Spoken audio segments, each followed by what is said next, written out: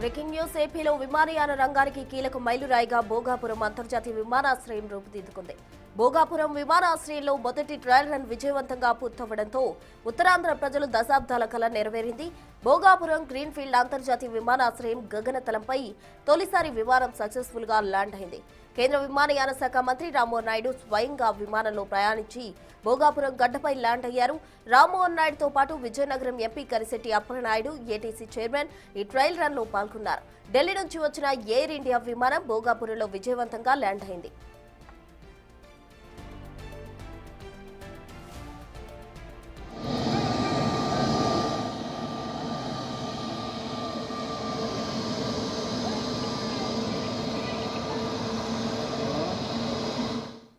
విజయనగరం జిల్లా భోగాపురంలో సుమారు 2,200 ఎకరాల విస్తీర్ణంలో 5,000 కోట్ల వ్యయంతో ఈ విమానాశ్రయం జీఎంఆర్ సంస్థ అత్యంత ప్రతిష్టాత్మకంగా నిర్మిస్తోంది.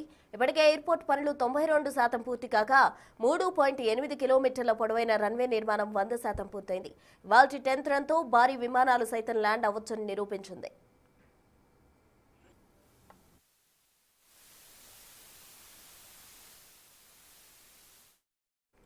ఈ రన్వే ప్రత్యేకత ఏంటంటే ప్రపంచంలోనే అతిపెద్దవైన బోయింగ్ విమానంతో పాటు ఎయిర్ బస్ A380 వంటి భారీ విమానాలు సైతం ఇక్కడ సులభంగా ల్యాండ్ అవ్వచ్చు. ఉత్తరాంధ్ర సంస్కృతి ప్రతిబింబించేలా టెర్మినల్ భవనాన్ని నిర్మిస్తుండగా మన్యవీరుడు అల్లూరి సీతారామరాజు భారీ విగ్రహం ప్రత్యేక ఆకర్షణగా నిలవనుంది.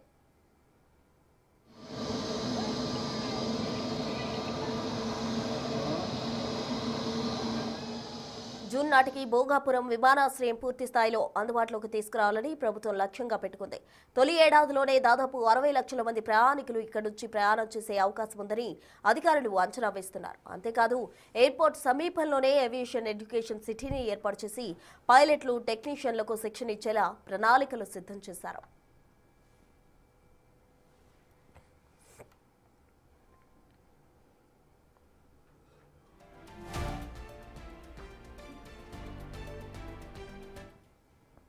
భోగాపురం ఎయిర్పోర్ట్ కు ఫ్యూచర్ లో ప్రయాణికుల సంఖ్య పెరిగే అవకాశాల దృష్టిలో పెట్టుకుని విస్తరణకు కూడా ప్రణాళికలు సిద్ధం చేశారు అధికారులు. ఇప్పటికే విమానయాన శాఖ ఎయిర్పోర్ట్ తొలి దశ నిర్మాణానికి 4,592 కోట్ల వ్యయం కేటాయించినట్టు తెలిపింది. ఇక భోగాపురం నుంచి విశాఖ చేరుకోవడానికి 3 ప్రధాన రహదారి మార్గాలు సిద్ధం చేశారు. దీంతో ప్రయాణికులకు రాకపోకలు మరింత సులభం కానున్నాయి.